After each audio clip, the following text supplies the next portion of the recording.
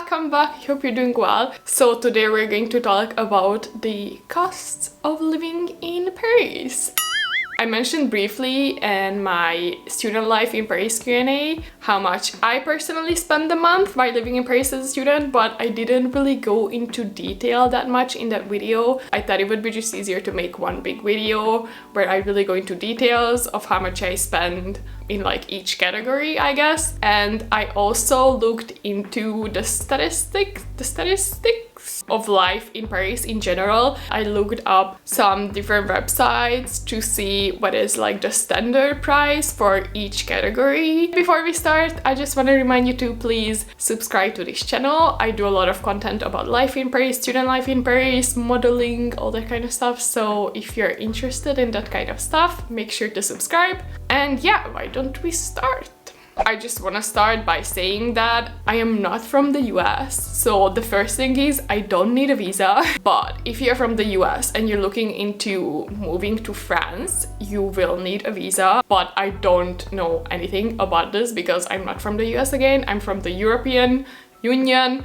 I don't need a visa here. With just that, I already don't have that expense. I didn't have to spend money on getting a visa for France. If you're from the US or from a country where you need a visa to move to France, you should look it up for yourself. I don't know, sorry. And with that out of the way, let's start with my expenses. Okay, so the thing I'm going to start with is probably what most people are interested in. It is the apartment prices in Paris. What should you expect if you're looking into moving to Paris? Well, apartments in Paris are very expensive. They're just expensive, like it's just something that you have to expect if you're looking into moving here. But that being said, I honestly don't know how this happened, but actually the apartment that I'm living in, I pay 600 euros a month for this apartment and I live alone.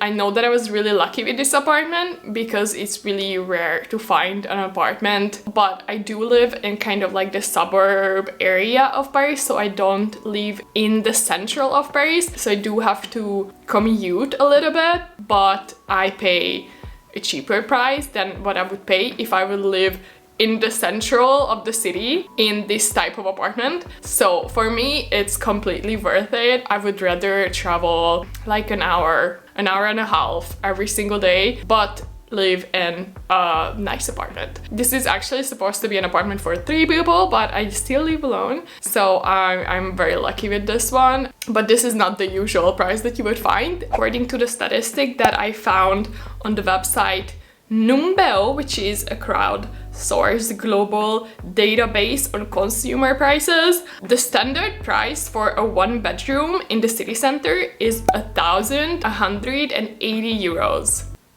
What? So it's almost 1,200 euros, the standard price for a 1-bedroom apartment. So I would say this is pretty accurate. I would say the ones that I was looking into before moving to this apartment were around like 1,000 euros, like 900 euros, I would say, like the 1-bedroom apartments. Okay, like honestly, if you don't mind living in a 1-bedroom apartment, I would say just go for it, because I know there are some people who are completely fine by living anywhere, who can sleep anywhere. I know a lot of people like that who just don't mind living pretty much anywhere as long as they don't have to spend a lot of money on it. But if you're someone like me, if you're also sensitive to your environment, I would say maybe look into moving kind of out of Paris, because you can also find a lot of nice apartments outside of Paris and in the suburb areas. So that would be definitely my advice for you. Okay, so the same price for a 1-bedroom apartment outside of the city center is 840 euros. So you can see the difference. It's like almost a 300 euros difference. I mean, that's a lot if you have to pay that every single month. If you're on a tight budget, maybe look into moving to the outside of Paris a little bit. Also, the standard price for an apartment with 3 bedrooms is 2,618 euros in the center of Paris. So yeah, just definitely be prepared that apartments are really expensive and pretty hard to find as well, I would say. I actually have a video on how to find an apartment in Paris fast. If you want to check that out, I really go into detail in that video how I find my apartment in pretty much 4 days. So yeah, definitely check it out if you're interested in finding an apartment in Paris fast.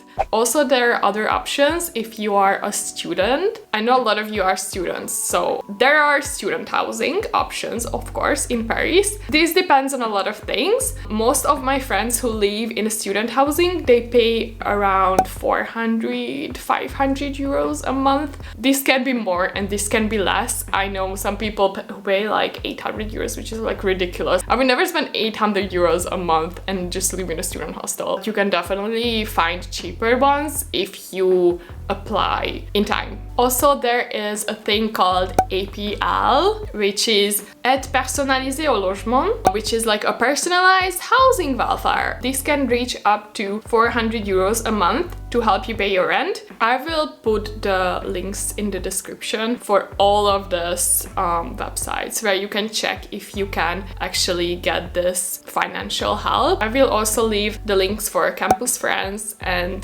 Cruise and the other French website for helping students. Okay, so the next category is the transportation in Paris. There is a thing called Navigo Pass, and this allows you to pretty much move around in Paris everywhere. So you can get on the bus, you can get on the metros, you can use the trams.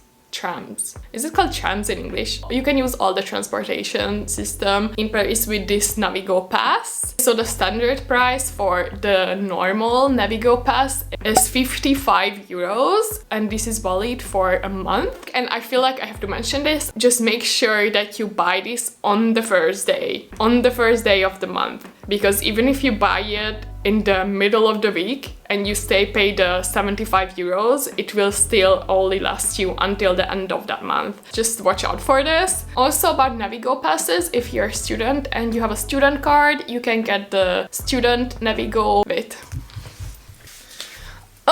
This is the Navigo Pass for students. This costs 30 euros a month, but you have to have your student card for this one. And this one is the standard one. I don't use this anymore because I have the student one. So this one costs 30 euros again, and this is 75 euros. And both of them is valid for a month. Public transportation is great in Paris. You can get anywhere you want. It's fast. Sometimes there are strikes, of course, like the one that we just had. I believe it's already over. I think they're done striking, but other than that, public transportation is great in Paris. It's fast, kind of complicated at first, but it's great.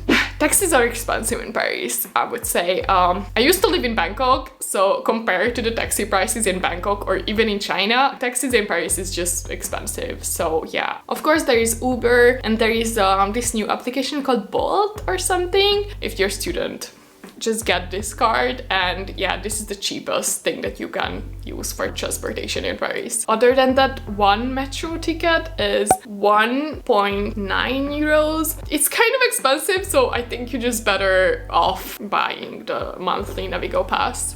Okay, so about insurances. Okay, so this depends on where you're from and what your current insurance is. So if you are from the European Union, you probably have this green card thingy that you can use here. But if you live here for more than 3 months, if you stay here for more than 3 months and you're planning on staying here, I would just recommend you to get the Sécurité Sociale, which is the national health insurance. I still don't really know how the insurance works here, to be honest. It's kind of complicated, and I heard some really not bad things about it, but I just heard a lot of people complaining that they applied like 6 months ago and they still don't have their card. But this is really specific, so I don't want to say anything stupid, or I don't want to say anything that's not accurate. So I would just recommend you to look this up for yourself based on what your status and based on what your plans are regarding your stay in Paris. But there's another thing that you have to look out for. There is actually an insurance called l'assurance d'habitat, which is an insurance that you have to get if you are renting from someone. This is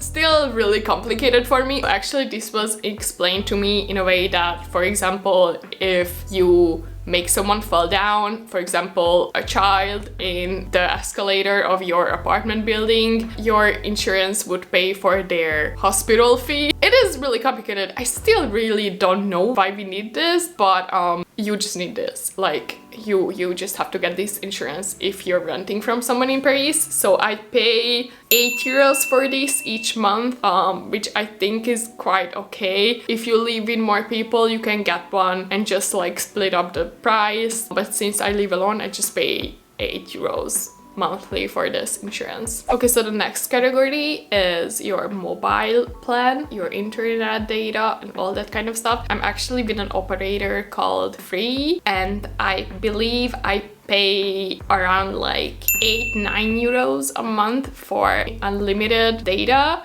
So I would say it's a pretty good plan, but I know that this one is only valid for 1 year, and after that I'm not sure what's gonna happen. I think I'll probably just going to have to get a plan with a bigger operator. But the thing is, in France you cannot get a mobile plan if you don't have a French bank account, but you cannot open a French bank account with a French mobile number first. So it is really, it's like this evil circle. This is why I went with Free. Also there's like Orange, Bouygues and SFR. These ones are the biggest ones, but you do have to have a French bank account to get a mobile plan with them. So yeah, first you have to open a bank account. So yeah, it's complicated. Okay, so the next category is the food. Okay, so I calculated a little bit and I approximately spend like 300-400 euros a month for food. This is really just like a personal expense. Also I'm vegan. I spend more on like vegetables. I don't buy meat or things like that. That would cost a little bit more. Also, I don't really eat out that much, not just because it's a lot more expensive, but I also just enjoy cooking for myself more, especially during the winter. But if I would, an average meal costs around, I would say like 10-15 euros at like a really average restaurant. Of course, fine dining could even be like, I don't know, 10 times this. Also, if you're a student and you have your student card, you can find some university restaurants in Paris and also all around France where like a usual meal would cost you, I don't know, like 3-5 euros, the cheapest ones. I know that actually a lot of French students go to this type of university restaurants because, well, it's a lot cheaper. Also, you can meet other students there, so it's also good for just like socializing. So if you're a student and you have a student card, try out the university restaurants. And yeah, also just cooking for yourself is obviously cheaper than going out to eat every single time. And for buying groceries, the most affordable supermarkets are Carrefour, Casino, Lidl. We have Lidl. Lidl is really cheap. Franprix, Monoprix, these last two are a little bit more expensive. Lidl and Carrefour are the cheapest ones, I think. Also, there's an option of home delivery. We have Uber Eats and Foodora and Deliveroo. So if you don't feel like cooking and you got a lot of money to spend, there are home delivery options for a lot of restaurants in Paris, of course. Okay, so the next category is entertainment. Cinema tickets cost around 8 euros if you're under 26 and you're from the European Union, and 7.7 euros if you go before 12 p.m. and the standard full price without any kind of discount is 13 euros. I actually checked the prices and most of the museums cost around like 5 and 15 euros. It depends on which one, but yeah, the standard price is around like 13 euros. I would say culture is really accessible for students in Paris. Just like I said, if you're from the European Union and you're under 26, a lot of things are for free for you. And if you're a student, if you have a student card, you can get a lot of discounts at like cinemas and museums, even like theaters, I think. And of course there are libraries too. Libraries are pretty much always free. Okay, so the next category, I'm not sure if this can be under the entertainment category.